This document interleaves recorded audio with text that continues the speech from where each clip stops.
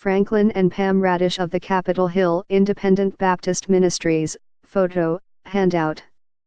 Some Southern Christian leaders, responding to the increasing number of sexual allegations against Alabama Republican Senate candidate Roy Moore, are pushing the narrative that the sex scandals rocking the political, media and entertainment world is a declaration of war on men.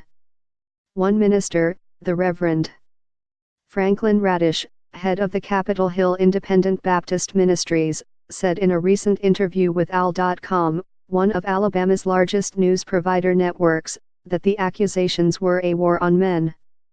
Then came this shocker from the South Carolina pastor: more women are sexual predators than men, Radish said. Women are chasing young boys up and down the road, but we don't hear about that because it's not PC, politically correct. While there are documented episodes of boys who have been sexually abused by women, those words from Radish, a Bible-toting preacher, as a response to the explosive allegations against prominent men, are a slap in the face of women who are majority victims of sex abuse. When compared to the pain, suffering and shame expressed by some of the women now courageously unearthing years of alleged sexual misconduct by powerful men, the comments by the clergyman are either callous disregard for their humanity and dignity or simply dumb.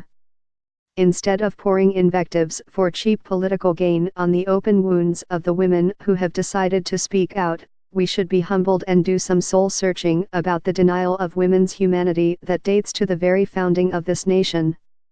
It wasn't long ago that women, after a long-fought battle to amend the U.S.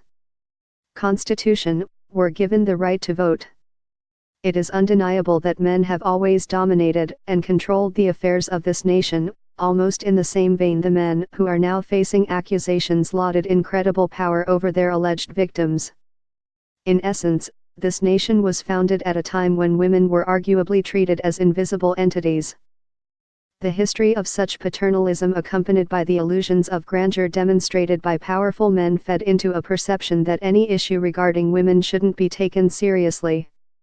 That may explain why there are men who are willing to openly dismiss the sexual allegations of women who have been dehumanized.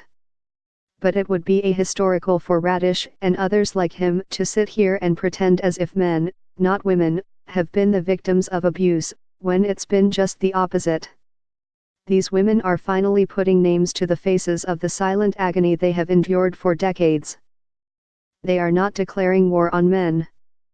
To suggest such would amount to making light of sexual harassment or an attempt to normalize this kind of behavior.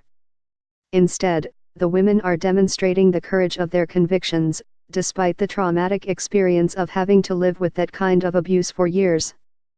We should applaud those women forcing their alleged sexual tormentors to reconcile with their past. After all, no father in his right mind would want his daughter to be harassed or sexually abused by any man.